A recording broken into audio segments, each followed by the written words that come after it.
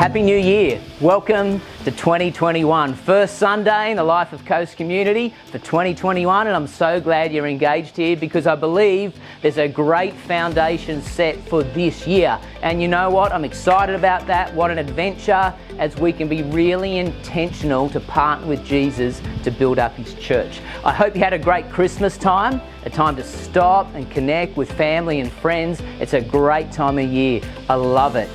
There's a song that actually comes to mind. I love this song. It's called Waymaker. You probably know it. It's a song that I believe also sets a foundation for 2021 because I believe God is making a way out of 2020 and we can believe Him and trust Him in that He is leading His church and He invites you and me to be a part of it. So here's a song called Waymaker with Ash and Sam. Enjoy, and we'll be back soon to cook a barbie and we'll see you then.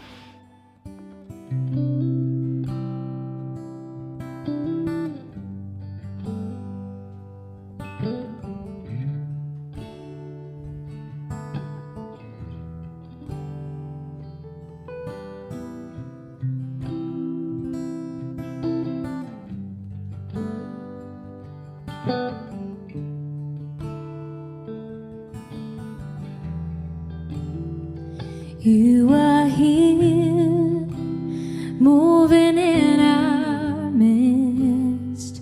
I worship you, I worship you. And you are here, working in this place. I worship you, I worship you. And you are here, moving in our midst. I worship you, I worship you. And you are here, working in this place. I worship you, I worship you. 'Cause you are waymaker, miracle worker, promise keeper, light in the darkness. My God, that is who you are.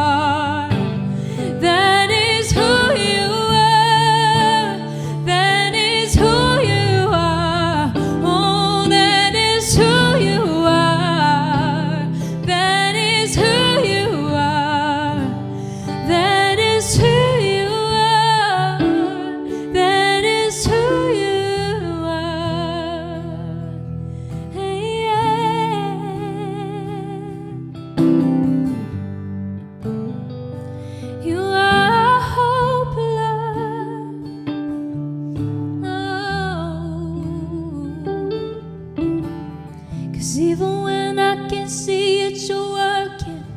Even when I can feel it, you're working. You never stop working.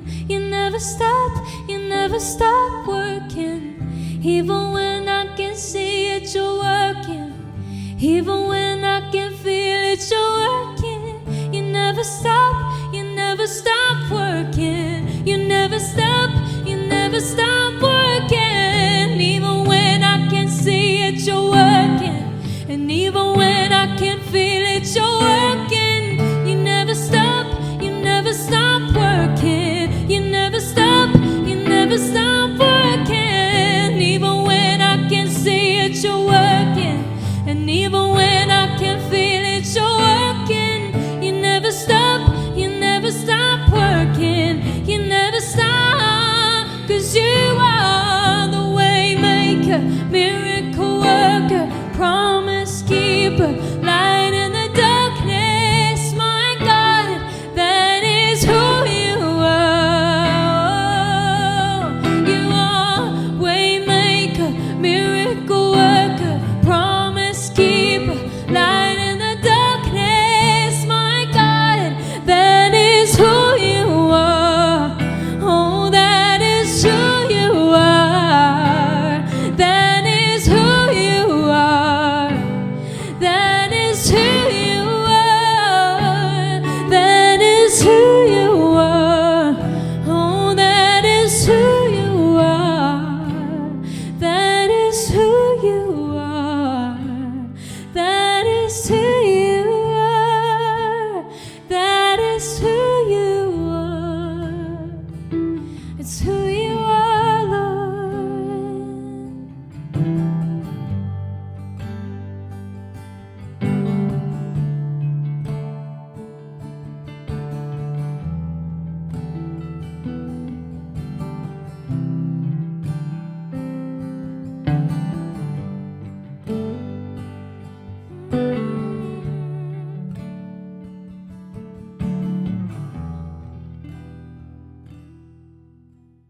Welcome back. Andrew, Happy New Year. Yeah, Happy New Year. Thanks for getting the party started. Yeah, we got going. Can't believe it's the 3rd of January already. I know. New Year's was, I didn't see it in. Getting old, I just, watched a bit of the fireworks early, went to bed after that.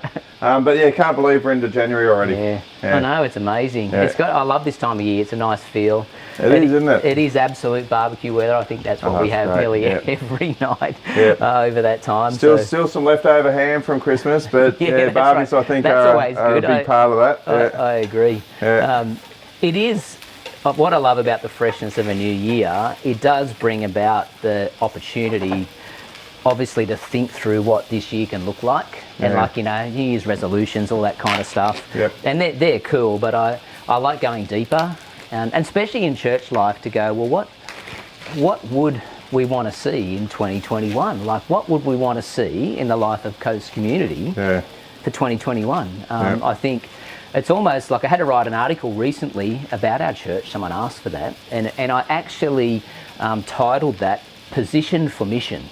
Yeah, right. Like, I just like thinking that. through, they asked us Yeah. to write a story even from when the church began, like from ages ago. Yeah, okay. And when I actually looked back and saw the birth of what we now know as Coast Community, from a few families in a lounge room at Yeah. Hardy's Bay, and then move into Hardy's Bay, and then Jim Henderson come as a retired minister, and then Andrew Renucci came as a student pastor and stayed for 26 years in that role, and then we just see the journey from there. Like, that whole journey, I just feel like God has been doing a deep work in us as a group of people. Yep. And I absolutely feel like we are positioned for mission. Yeah, and I can look back at our focus last year about having our homes just opened up. Yep. But I can look back at our focuses for the last several years. Yeah, that's and interesting. same thing. I just feel God's been moving us in a direction Yeah. to prepare us for actually this year, 2021. So really excited about that. Yeah. And there's some things I'm looking forward to that. I'm looking forward to this new season that we're stepping into. Yep. There's a prayer that Paul has for the church in Philippi. Yep. That I think just speaks to us beautifully for this season. Let me read that to you. It's out of Philippians chapter 1, and it's verses 9 to 11, I think it is. Listen to this. It says, "So this is my prayer, that your love will flourish and that you will not only love much, but well. Learn to love appropriately. You need to use your head and test your feelings so that your love is sincere and intelligent, not sentimental gush." He goes on to say, "Live a lover's life, circumspect and exemplary, a life Jesus will be proud of, bountiful in fruits from the soul," and I love this phrase, "making Jesus attractive to everyone." Wow. And then getting everyone involved in the glory and praise of God. And I just reckon that's a beautiful picture of where we want to go as a church. We want to be a community of people who makes Jesus attractive to everyone. That's our neighbours, our work colleagues, our sports teammates, whatever. And then the end result is actually getting everyone involved in giving glory to God. So that's people coming to see Jesus, coming to know Jesus, stepping into a life with Jesus. I reckon that's awesome. That's beautiful language, isn't it? Making Jesus attractive to everyone. Yeah. I suppose that's my belief. I mean, I think sometimes as people we get in the way of people understanding Jesus. Yeah. Yeah. But the reality is, even in our nation right now, I totally believe that people are happy to talk about Jesus. Yeah. People are happy to explore what it would look like to have a faith in Jesus. And isn't this, this is the perfect environment. This is how you could do it. I can't think of a more comfortable place to be in your home, having a barbie, have some mates over, but just be intentional about bringing Jesus into the conversation, bring our faith into the conversation, because like you just said, I think people have a thirst for that. Yeah, especially after 2020. Yeah. People might be anti-church, but I don't reckon they're anti-Jesus. I totally agree with that. And when you think of the media, how they've grabbed onto stuff in church, and rightly so, there's been lots of stuff that has not been good. Yeah. Because as people, we get in the way of that. Yep. But Jesus, I absolutely believe that's our role. How do we be intentional about making Jesus attractive to people and then getting everyone involved? That's a great picture. So, I mean, we touched on this a bit at the end of last year, but just that personal followership. Yeah, that's right. If we follow Jesus and we hang out with Jesus, we become like Jesus. Yep. Now, there's a great verse in 1 John. Let me read this to you. 1 John chapter 2, verse 6. It says, "Those who say they live in God should live their lives as Jesus did." Yeah. It's pretty straightforward. Yeah. Now, so those who say they're Christian, those who say they're a follower of Jesus, should live their life like Jesus did, which is basically others first, being following God, following His direction, making disciples, servant mindset, loving people. Yeah, going after the one. Yep. Jesus came to seek and save those who are lost. Imagine a whole community of people doing that. Yeah. Doing that together. Yeah. And that's what we want to be. That's what we want to be as the church. Yeah. We want to be those people. That's what I want to see. I think, a lot of our journey in the church, not just Coast, I think in the church has been about following Jesus from a point of it's good for me and I feel like I'm growing in my character, and that's all great. Want to do that. But if He's our follower and we are growing to be more like Him, I mean, the whole heart of Jesus to come into this world was to seek and save those who were lost. Yeah, that's right. Yep. And so if we grabbed hold of that as a community, I reckon that'd be really powerful. There's something in that for us. And I just think this is where God's leading the church. So Coast Community Church, many other expressions of that. But I feel God's leading His church to say, let's actually be the people, the ambassadors for Christ, the witnesses for Him, use all those terms from the New Testament, that we actually spend our life for the sake of others. Yeah. That's why we exist.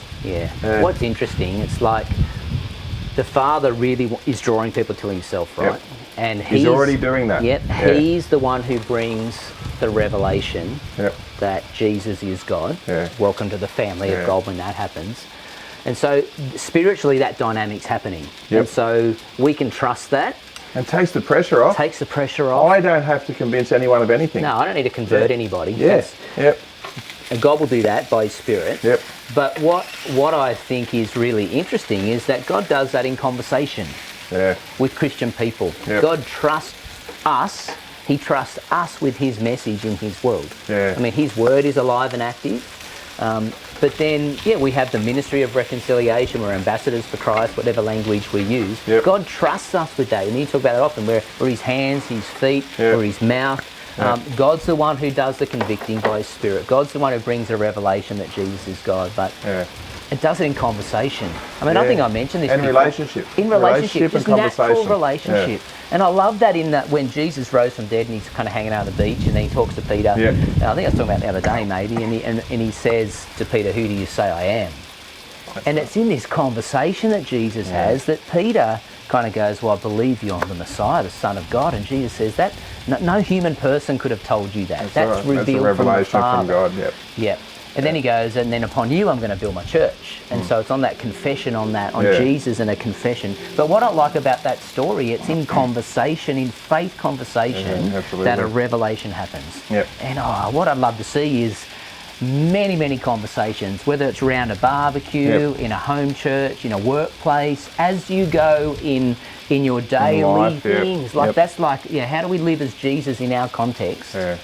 And just have authentic faith And we're conversations. starting to see that. We've seen some home churches start up late last year where people are coming into people's homes with the understanding that they're stepping into an environment where there's going to be talk about there's going to be some stuff. faith conversations. There's going to be some talk about those big questions in life that we all have. Yeah, that's right. Why am I here? What's the meaning of life? What happens when I die? These big things that the Christian faith just has really solid answers for. Yeah. And we've got people opening up their homes to do that. We've got people who are stepping into their workplace with an awareness of being available to do that. We've got people who are stepping into their schools, their classrooms, their university lecture. There's so much in that, and I just want to see that grow this year. And I think there's two things that you pointed out that are significant. Spontaneously, as we go, naturally, authentically having faith conversations, just as it comes up. To be brave enough when someone says, "What did you do on the weekend?" "I had a great weekend, went for surf on Saturday, went to church on Sunday morning. It's really good," and we spoke about that. Just however we do it, just natural. And then, like you say, intentionally create spaces that people know this. We don't want to create spaces where people don't know. Like a house church would not be okay, like in a home, to set up a barbecue, invite people around with the whole intention that the only reason we're getting together is to preach to you. I'm not talking about, not a bait and switch. So spontaneously we can have conversations, want to see that. And then intentional home church spaces where people know they're coming to explore Jesus, or just, hey, we're doing a church thing. And what good are watching this? And being in a home group, which is part of our church community, will just equip you and give you the courage and the strength to have those sort of conversations in your own as you go. I think Jeff was talking about that recently. He used this phrase. You remember that? He said, "What if our home groups were like mission hubs?" Like little mission hubs where in our home groups we all knew actually what our intentionality was in just stepping into spaces to have faith conversations. Who we might be having a conversation with, praying for them. How did it go talking with, Jack the other day, whatever. Like that's an interesting thought, isn't it? If our home groups had that flavour of, we're actually a local mission hub.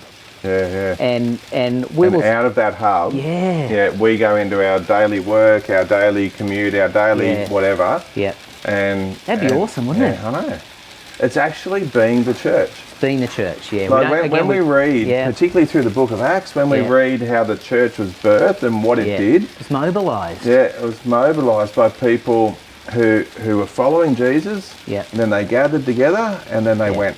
And it's just a beautiful picture. And I reckon this is what our biggest shift this year, 2021, is going to be, that we're going to be so much more intentional about that aspect of being the church. Well, what's been interesting, we spoke about this kind of end of last year, like how that mission model within us has been birthed with clarity. Like I think it's always been there, but to get clarity on there and a simplicity that would say our mission model is to follow, gather and go.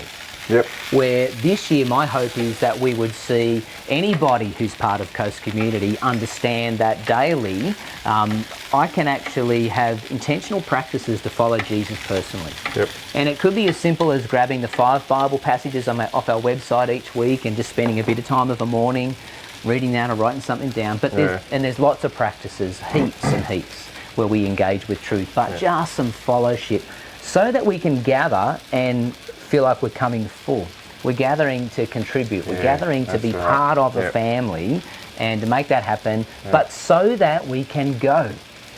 Like, follow, gather, go. Like, if we can grab that and understand that that's what our mission is. Like, that's our mission. We touched on that in the last sermon last year, where we touched on that idea of Jesus actually trusts you to carry his mission, to carry his message into the world. Pretty amazing. And he empowers us to do that through his Spirit. So again, I think it just takes the pressure off. It's just a willingness. Am I willing to be used by God to be part of his mission in the world?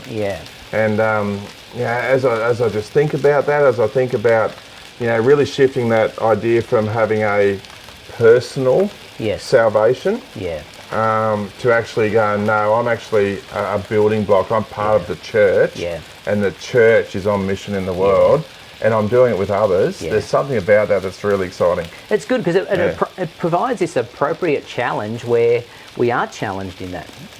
Pretty comfortable to go, it's just me and God, we're doing okay, thanks. But to kind of be challenged with that, well, actually, I'm invited into my Father's business. That's a good way to look at it. So I've been adopted into the family of God, so therefore I'm automatically involved in the family business, which is his mission in his world, to see people come into the family of God. And I think that puts us on the edge. And like even disciples, Jesus go, hey, what are you doing? Come follow me. I'll show you how to be fishers of men. Like in the same breath to say, come and follow me, it's so that together we can be fishers of men. Actually, in that verse, I love, and I think that the literal translation is, follow me and I will make you fishers of men. See, that's so lovely. I love that. That's a different thing. That's so we step into following him, and by following him, he will make us into the kind of people who can take his mission into the world. So again, it's not in our strength. It's not trying harder. It's a natural outcome. It's not ticking more boxes. It's actually that association with Jesus turns us into, makes us become the type of people who naturally are making disciples. That phrase, fishing for men. That's right. Then that's that thing, like, disciples who make disciples who make disciples. I think if we can hear all of that and go, feel pressure.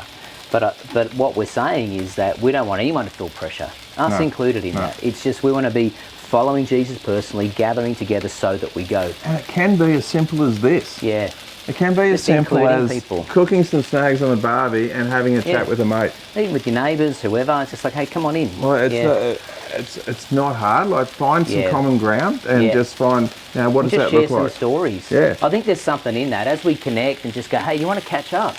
And we catch up whatever, catch up for a beer, catch up for coffee, catch up for barbecue, whatever it is. Which I think we do pretty easily anyway, don't we? We are generally...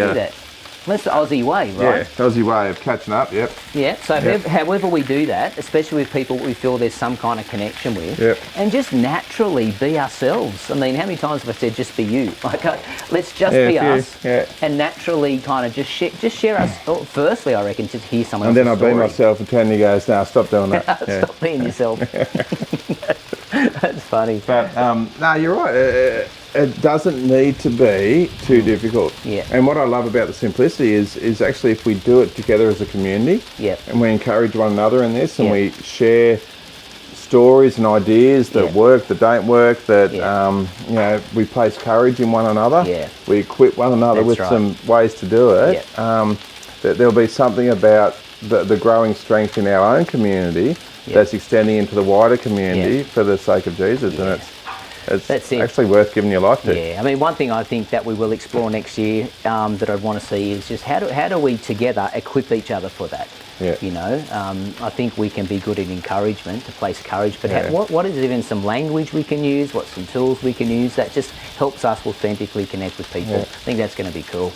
Because I think in that space where we are connecting to people naturally, and we're just in story, faith comes up. Yeah. We will tell if someone's interested in exploring that, and there'll be a simple invitation from there to go, hey, if faith's something that you want to explore, I'm happy to do that with you. Yeah. And then it just creates this beautiful connection, just kind of catch up, and you can engage in scripture or and story. we're not talking or religion. We're not talking maybe some old ideas of church. Yeah, that's we're right. We're actually talking about a relationship with Jesus and the difference it makes. Yep. And then in relationship with others, you talk about that relationship. Yeah, that's right. Yeah. You know, the other thing that I hear Jeff talking a lot just recently that takes the pressure off, I think he said something like, how about we just think about making a disciple or making a follower? Yeah, I like that. Yep. Just, I mean, we can feel like this year, 2021? Yeah, imagine that. Yeah. One. Just want to have my radar up, be aware, see who I can connect with the hope that in a relationship, even with others potentially, that one person comes to faith. Yeah. Imagine if our whole community, if that happened, that's pretty significant.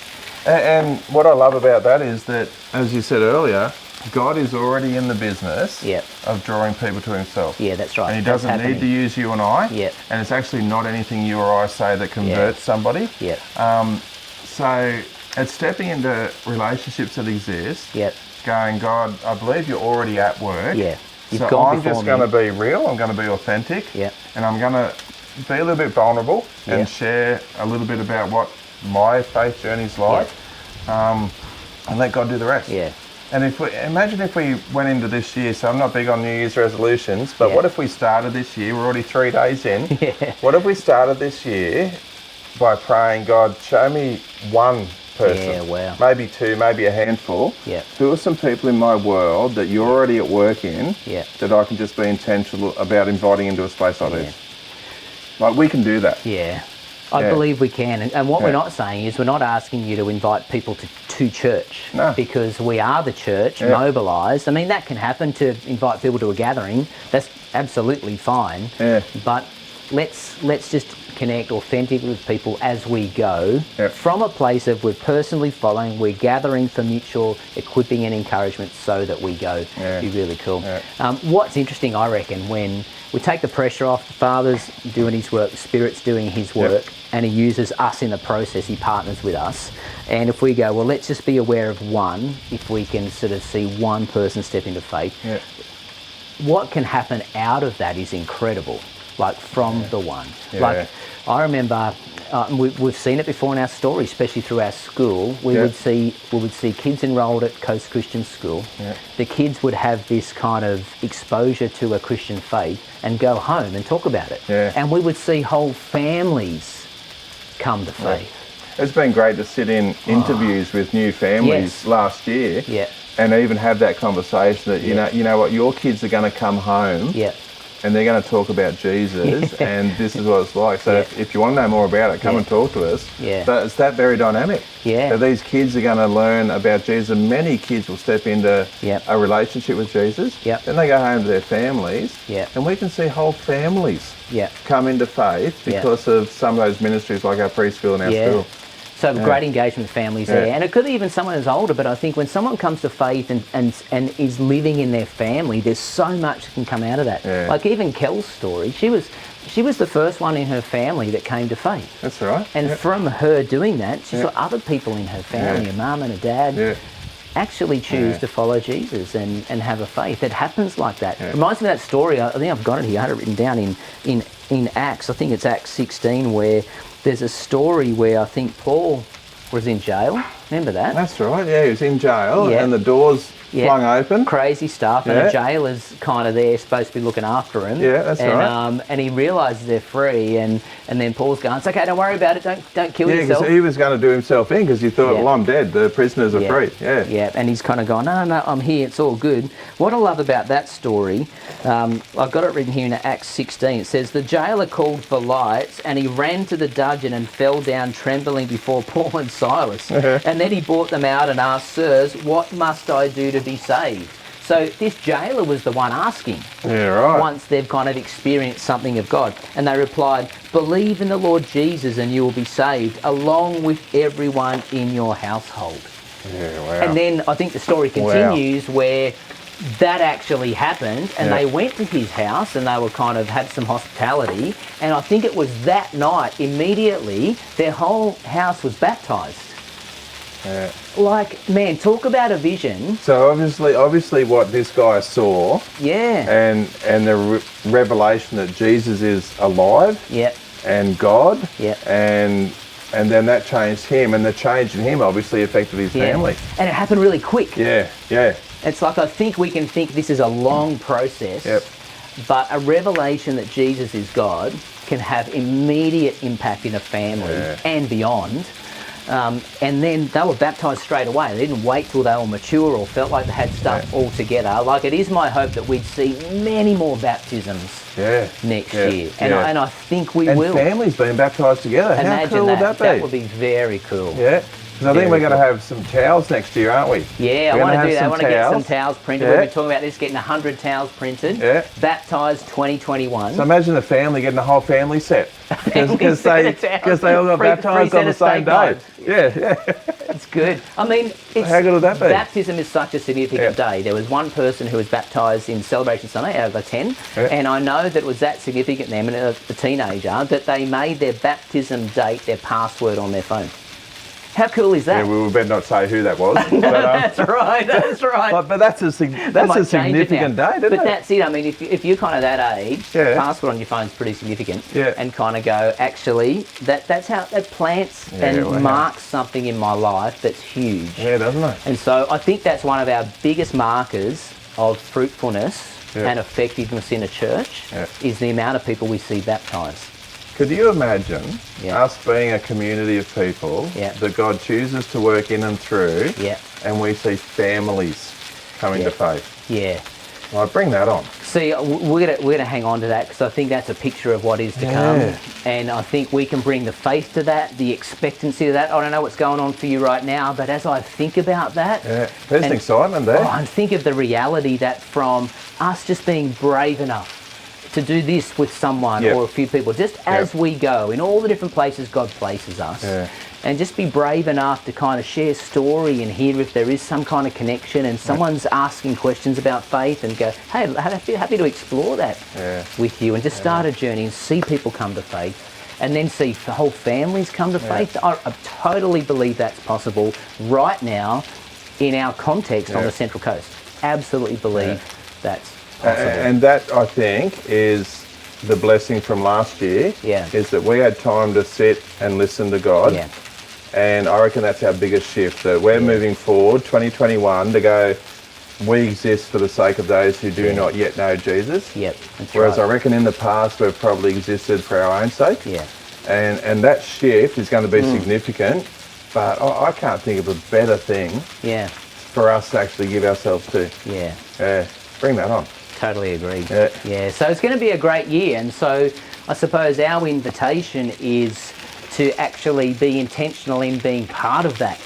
That we are in that together. It's not Yep. just a few people that are doing that. Yep. We want to lead that kind of culture, but we are in that together. And you know what? Maybe if this is one of the first times you've checked out a Coast Community thing, our invitation is you're welcome.